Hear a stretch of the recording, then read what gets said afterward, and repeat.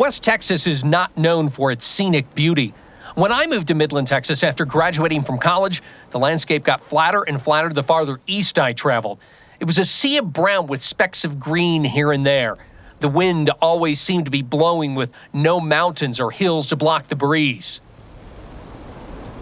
Sometimes the gusts were a bit stronger, since this portion of the United States is known as Tornado Alley. Lawrence Skuvinik had a similar experience to mine when he traveled to Lubbock to interview for a job in Texas Tech University's mathematics department. So I flew into Lubbock in February 1982. It was delayed because of snow. And the chairman of the math department, when I arrived after midnight, was waiting for me. And I went out to the parking lot. He had a 1957 Chevy. They're all too young. It had the little fins, wide white walls. And I thought, where am I?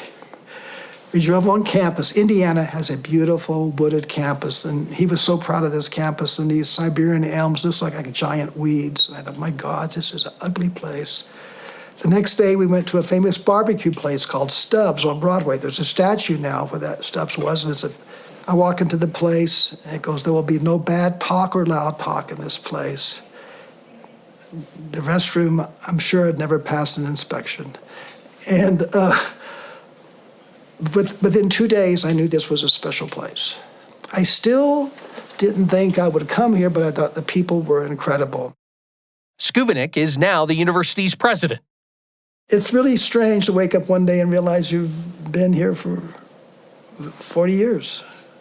I live across the street. My wife teaches here. This is our life. And it's the lives of several other difference makers. Welcome to BYU Radio's Big Stories, a show dedicated to the incredible tales surrounding the opponents of the BYU Cougars. I'm your host, Cleon Wall. Lubbock, Texas may not be to everyone's liking when it comes to scenery, but there is a different feel when it comes to the people.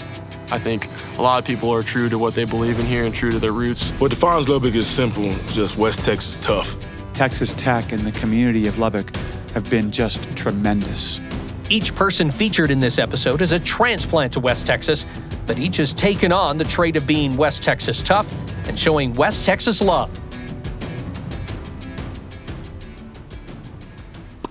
The wind was blowing this spring morning as a Red Raider tennis player practiced on Court 3 at Texas Tech's tennis complex. This is a special court. It really doesn't look different from the other courts, but it has a name. Two signs declare it's Luke Siegel Court. It wasn't until this spring that I was comfortable enough to come to the courts. This is Luke's dad, Tim. This was my facility, and I still picture Luke in that umpire's chair on Court 1, and knowing across the street is the hospital where Luke spent 44 days. Tim Siegel knows a little about tennis. The New York native played collegiately at Arkansas, then professionally, and eventually got into coaching. I began my college career coaching at SMU in 1991-92 for 2 years, and then became the head tennis coach, men's tennis coach here at Texas Tech in January of 1993, where I stayed for 23 years. After leaving Tech, Tim coached teens in middle school and high school. He left the Red Raider program to spend more time with his family, including his 4 kids. Luke was the youngest and his only boy. People would joke around and say, well, I bet your son won't even love sports because I'm a sports fanatic. Well, Luke was absolutely everything I could ever imagine. He was just sweet and caring and would do anything for anyone else. But in between the lines, baseball or flag football, he was a competitor. And he loved sports so much. The New Orleans Saints, when they would lose a heartbreaking game to the Falcons in the last second, he would tear up. Luke was such a special little boy. He was different than most 7, 8, 9-year-olds. He had a bit of an old soul about him, but he loved being with his dad, and that's something I'll never forget. Tim and Luke were living an idyllic life until July 28th, 2015. He was at a friend's house, and they owned a golf cart. I didn't know they owned it, but the golf cart landed on top of Luke's chest. I got a phone call from the father, and he told me that Luke was in an accident. And I, at the time, didn't think it was that bad by the way he made it sound. When I got to the scene of the accident, the ambulance was just leaving and the helicopter was hovering above, and I knew it was very serious. But I just kept thinking to myself, Luke's going to be fine, because he was my boy, my hero. He's going to be fine. About 2 minutes into the hospital, my wife and I were taken into a room, and that's when a gentleman said to us that Luke was in cardiac arrest. And at that point, everything changed. And about, I don't know how many minutes later, I woke up with a mask, an oxygen mask. I don't remember much. Everything kind of went south for me. And so I just remember a nurse telling me I need to be strong for my son. The prognosis looked grim. Doctors told Tim that Luke would never speak, open his eyes, or use his limbs again. The young boy was eventually transferred to Cook Children's Medical Center in Fort Worth, where he would spend the rest of the year. Eventually, when we came back, January 6th of 2016, 5 months later, I was Luke's primary caregiver. I spent 24 hours a day with Luke. And I learned, how to change a trach when we were in the hospital. I then learned meds and feeds. I went to every therapy session with Luke.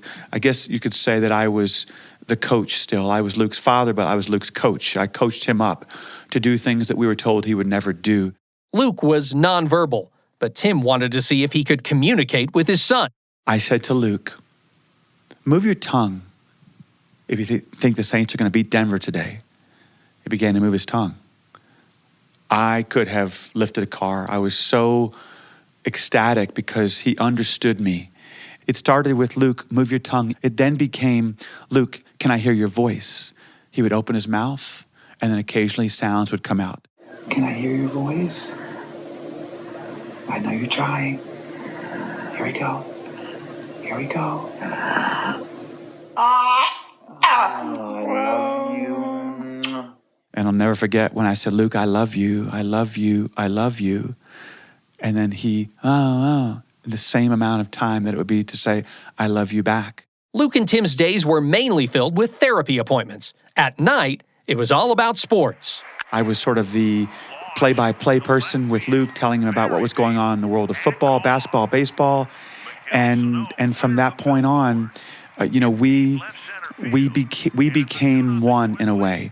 It was almost a spiritual relationship with Luke. Tim knew he couldn't go back to coaching since he was Luke's primary caregiver, but he was looking for work. I had a friend of mine suggest, why don't you start a nonprofit? And I didn't know the first thing about it, but in January of 2017, I began the Team Luke Foundation. I had a board, I had a vision, but not much else. And in May or June of 2017, I received a phone call from a woman named Rhonda Johnson, who had a nonprofit called Hope for Minds. And that nonprofit was in Austin, and she was there helping a friend whose son had a non-fatal drowning. And so we got together in Austin the very next day, and we realized after about an hour, let's merge. So Team Luke Hope for Minds was formed in January of 2018. The foundation's goal was to help the families of children who suffered traumatic brain injuries. We help families in various ways, from financial support through education. What's it like when you meet with these families for the first time? I tell parents, listen, Luke did this and Luke did that and Luke improved here. It gives families hope because no one's brain injury is worse than my son's. And what I also tell parents initially is that neurologists and neurosurgeons, as good as they are, they don't know what the brain can do, because when they leave the hospital, we're on our own. And so we have a blueprint, we have a 80-page manual, sort of A to Z, what to expect and what to do, because there was nothing for my son when we left the hospital in Fort Worth. Good luck. And so for me, I learned a lot. I also learned that doctors, although I respect what prognosis they may give you, they don't know what the father and mother can do. They don't know the son, how hard the child's going to fight. Tim and Luke had a good relationship with the football team and its coaches, attending practices when possible. But after the accident, Tim stayed away. Eventually, Cliff Kingsbury, who was coaching then at the time, asked me to come to practice. And Patrick Mahomes spent time with Luke. And since then, Patrick and I have kept in touch. And I'll never forget when he said, Tim, I need the Team Luke Hope for Minds bracelets because I want to wear it on my right wrist every day. And if you see Patrick, State Farm commercials, Head and Shoulder, he's on 1 million commercials. That bracelet does not come off. And it means so much to me when he's holding up the Super Bowl trophy and you can see plain as day, Team Luke Hope for Minds. Tim and Luke also received love and support from other athletes. Drew Brees came to Lubbock to do an event, and he came to our house. And I know Luke knew that Drew Brees was with him, and that was one special day for sure. After 6 years, I knew that Luke was going to change the world, that Luke was going to speak, and that Luke was going to do things that we were told he would never do. And so there's no way he's going to get COVID. In the middle of August of 21, he got COVID. We took Luke to the hospital, and we were in a room, not even ICU. And then that night, I stayed at home, and I got a knock on my bedroom door at 4 a.m. You need to get to the hospital, Luke's in ICU. And I'll never forget this as long as I live. I was driving to the hospital, and I was at a red light, and I heard a voice, and that voice was, you're gonna be okay, but Luke's not gonna make it. And as I walked into the ICU, the first person that greeted me was the doctor. And she said, I don't know if your son's gonna make it. And I said, I know. Luke died on August 21st, 2021. Grief it's hard to describe the feelings that I have, whether I'm going to the gravesite, whether I'm with my daughters, whether I'm watching a ball game. It just hits me like the waves just come crashing. But I know that I've got a greater cause, and I've got to continue to push forward for Luke, because I'm doing this for Luke, and Luke is speaking through me. So I have bad moments, bad days, bad weeks, but I know that I'm going to keep going because of Luke. The Texas Tech athletics community has made sure they don't forget Luke and what he's meant to them. Luke loved to play baseball, so he's honored at the Red Raiders baseball park, Rip Griffin Stadium. You go onto the large amount of stands, but off to the right of those stands is a field. You might even call it a field of dreams. It's dirt in one area and grass in the other area. It's almost like kind of a mini baseball diamond. And in the outfield, there's a sign, and it says, the Luke Siegel Sandlot. Luke's favorite number was 3. Coach McGuire, the football coach, does not give out the number 3 anymore. Whoever is the hardest worker, the biggest fighter, the toughest competitor, the entire team votes on who that person is, and they are awarded number 3. Red Raiders linebacker Bryce Ramirez was given the privilege to wear number 3 after coming back from a serious leg injury the year before. And then there is Luke Siegel Court at the tennis complex. Tim finally made it back to Court 3 in 2023. The very last thing Luke and I ever did, we played tennis. And Luke said, Dad, since you're now the middle school coach, I want to play for you. And so being on a tennis court is even difficult. Was it hard coming today to even do the interview with me?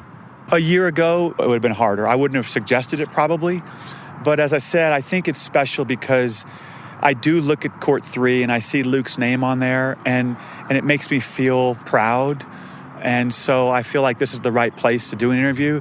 I've even had people tell me who've played on Court 3 that they were inspired and they were motivated more than they ever were, and they were down in the match, but they came back because when they saw the sign, they knew they had to keep fighting because Luke was such a fighter. Coming up next, we can say football is just a game, but I think it's a perfect setting for learning about life, because what these guys do is hard. a chaplain tries to leave an imprint on the Red Raiders football team. Welcome back to BYU Radio's Big Stories. I'm Cleon Wall. Football is sometimes considered a religion in the great state of Texas, and there are plenty of cathedrals to the game. In fact, Texas Tech's Jones AT&T Stadium was getting a bit of a facelift in the summer of 2023. There are also plenty of real churches in the area, including the First Baptist Church of Lubbock. The building itself is pretty amazing. The chapel is expansive and includes a balcony. The stained glass is beautiful when the sunlight streams in. Pastor Bobby Dagnel's workplace is beautiful, but he also has a part-time gig. I go 3 blocks down the road to Texas Tech, and I'm the football chaplain. Chaplaincy should be a meaningful resource for the life, for the enrichment of the life of our student athletes. Pastor Bobby's kind of the heartbeat of the team. This is Tech quarterback Tyler Shough. He prays us out before every time we go out there, and we close us out with a prayer by him as well. I've never really been a part of a team that kind of has that. I think he does a really good job of being there for guys when they need it, but not overstepping too much and understanding people's situations. Pastor Bobby, he's amazing. I've learned so much from him. Red Raider defensive lineman Tony Bradford. I've literally seen him push his personal stuff aside to come and assist with one of our student athletes here, and it's a big blessing to have somebody like that available who understands what you may be going through, because he was a student athlete and who also understands the words. That's right. Pastor Bobby used to be Baseball Bobby. He was a college baseball player at the University of Oklahoma and had no clue what to do with his life. I was a very one-dimensional person. Had a tremendous gift to throw a baseball. And that gift took me to a place where the absence of other gifts could not keep me. I had some academic difficulties, some other difficulties when I was off at the University of Oklahoma, and was actually kicked out of school and suspended for a semester, and came home and went to work in a pipe shop of an engineering firm as a welder's helper. And I had the co-worker was an older guy. He was probably in his mid-50s. And one day, just out of the blue, he asked me if I was a believer. Strangely, I was kind of overwhelmed with guilt. And so I lied to the guy, actually lied about being a Christian. And what I'll never forget is the look on that guy's face. There was just this overwhelming sense of relief in his eye that I was a believer.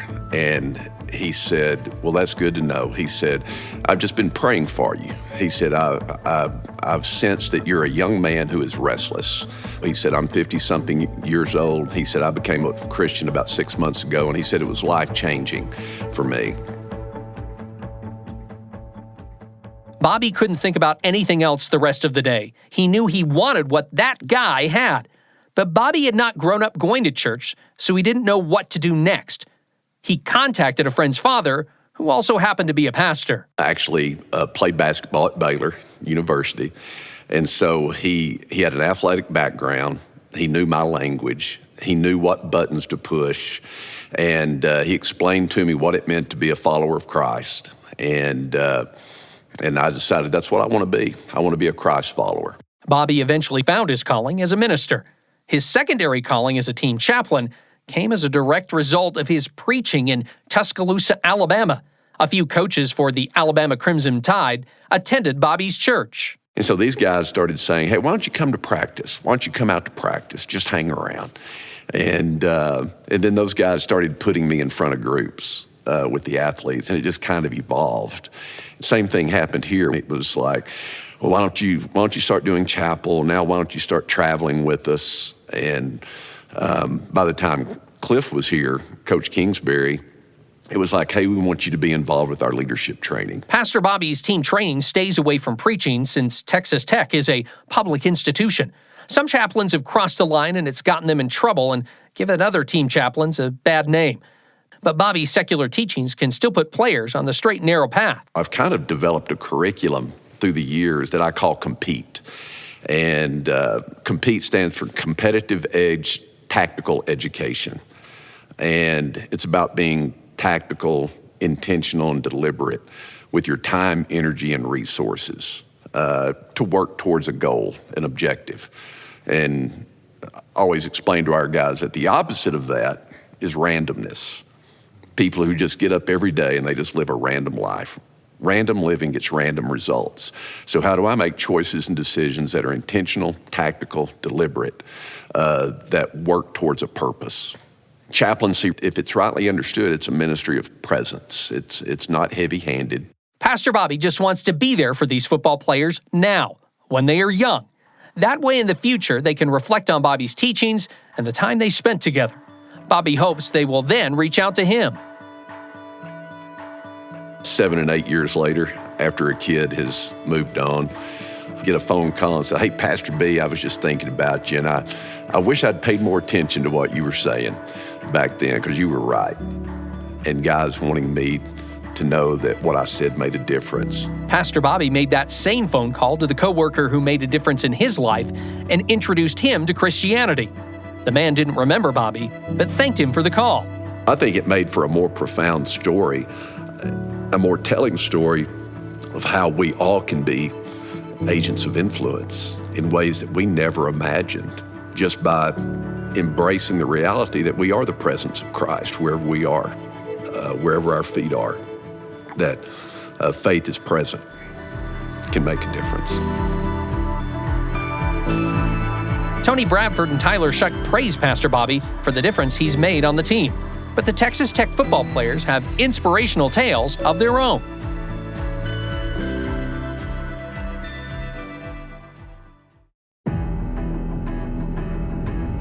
I'm Cleon Wall, and this is BYU Radio's Big Stories. Change.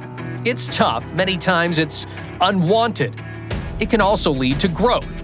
Red Raider football players Tyler Shough and Tony Bradford know all about change and the good that can come from it. He's taken a lot of hits in this first quarter. Yes, he has. Shough's time in Lubbock has been painful. The QB transfer from Oregon broke his collarbone in the fourth game of his first season as a Red Raider. Then he missed 6 more games in 2022 after injuring his left shoulder. Then in 2023, 6 and Shough is injured. The Arizona native broke his left fibula in a loss to West Virginia. On Instagram, he thanked people for their messages and prayers and said his story doesn't end with this injury. He then quoted a scripture, John chapter 1, verse 5. The guiding principles I live by are family and faith. I think those are the main ones. My mom has been my biggest influence as far as my faith. She's going on an 18-year breast cancer survivor. Kind of being around her through that process has really influenced a lot of my beliefs. Tyler found out his mom, Dana, had cancer when he was young. I was 7 or 8 years old. That was just kind of life. You know, some days of the week we couldn't be around her because she was radioactive. You didn't really know what you had until years down the line where you thought, you know, maybe she wasn't going to be there anymore. We went on a Disney Dream Cruise, and it was like this sweet, brand new cruise ship with a slide that goes around it. And we had all these sweet Disney meals and all that. I'm like, this is awesome. Like, my dad was a detective at the time in Mesa, and he was making some decent enough money to where we could do that. I'm like, man, this is sweet. Like, we never have done this before.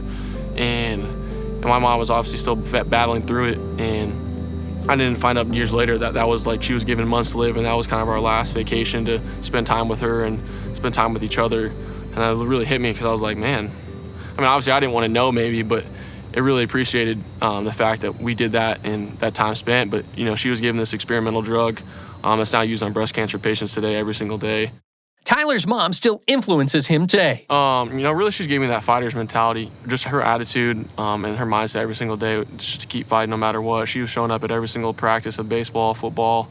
You wouldn't even know it. So, you know, it's kind of that mentality that she's given me. You know, whatever adversity hits me, I'm always going to carry it with me on my shoulder. And especially when people are, you know, have negative things to say or whatever outcome it may be, I'm always going to keep going. My relationship with Tyler Shough is, that's my dog. Red Raider defensive lineman Tony Bradford definitely has Tyler's back, even though they grew up in 2 totally different areas of the country with different backgrounds. We have cookouts, and we just do a lot of things together. You typically don't see defensive linemen hanging out with quarterbacks, but it's different here. He's my brother. Who wouldn't want a guy like Tony on your team? He's got a bit of a chip on his shoulder. There were just people that always used to tell me how I was too small to make it to the Power 5 level. And man, when you go a lot of years of just hearing that, you just want to prove people wrong. Like, it's like, are you serious? Like, I can't. Who are you to tell me that I can't play at this level? Swarmed and brought down. Tony Bradford, the first man to jump on his back. Tony has grown a lot since he's been at Tech. I'm 6'1", 300. I look good for 300. As you can tell, he likes to joke and tease. and he gets teased back. You see him walking around, he looks like Paul Blart all the time. He's got his mall cop duty. Tony dresses up like a cop because he's a security guard with the Texas Tech Police Department. My future goal in that field is to be a chief of police or a director of a department. My relationship with law enforcement is interesting. When I came to Tech, I understood that was the career that I wanted to do. And I haven't had a change of heart or a change of mind since then. And so the last coaching staff that was here, they connected me with our chief of police of Texas Tech Police Department. And pretty much that's how it all started. He's the reason why I still have my current job and internship with that department right now. I currently have to get ready for work in a few minutes or so. Tony loves helping his neighbors. Community service is important to me. I believe in building relationships with people that support me. The least we can do is go into their home areas and pick up trash, spend times with their kids in elementary schools or so. That's just the least that we can do just to show our appreciation. I love everybody in this community, whether I know you personally or not. If you support us, I love you because we need it. He's been around in Lubbock. We call him the mayor just because of what he's done in the community here. Tony's attitude toward law enforcement and the community could have completely changed after May 25th, 2020. That's the date George Floyd died in Minneapolis police custody. Floyd cried he couldn't breathe when an officer kneeled on his neck. Protests erupted after video surfaced of the arrest. Tony was still in his security guard uniform when he saw the video. So, of course, I got friends, former teammates, current teammates, family members, sending it to me, asking me my thoughts and opinions on it. What would I have done if I was in that situation, if I thought it was right or wrong. Everyone wanted to know if Tony was going to stick with his career choice. I'm like, yes, this is why I want to get into it. This is why I want to get into those leadership roles to encourage more training, to encourage more officers to do proper techniques and better techniques on stuff. Law enforcement is a tough career because your mistakes can not only cost somebody's life, but it can cost you yours. It can cost you your life and your career, and you can never bring back a life. But I think the best way to just go about it is just creating a change so we get more people of color in that department that's interested in doing it the right way. You don't even have to be of color. You just need to have a heart and a compassion to just want to do the job properly, to make sure that you eliminate those bad apples out of that department. I pray that I do it the proper way. Just never know what situation you may put in because you just never know what you're gonna get into in that field. And so I just pray that God continues to bless me and continues to guide me on the right path to where I am able to get to that leadership role in the police department and take over, and nothing like that happens to the department where I'm at or the other departments surrounding agencies that are around. I want to be the change. That's just simply me just changing what's been going on. I have to take full advantage of it and just make sure that I'm doing my part in this world before my time is up to make a little bit of a difference. Thanks for listening to BYU Radio's Big Stories. It's produced and written by me, Cleon Wall. Music and post-production by Kevin West. A big thanks to ESPN and Fox Sports for the highlights. Make sure you watch BYUTV's Big Stories by logging on to BYUSN.com. Big Stories is a production of BYU Radio.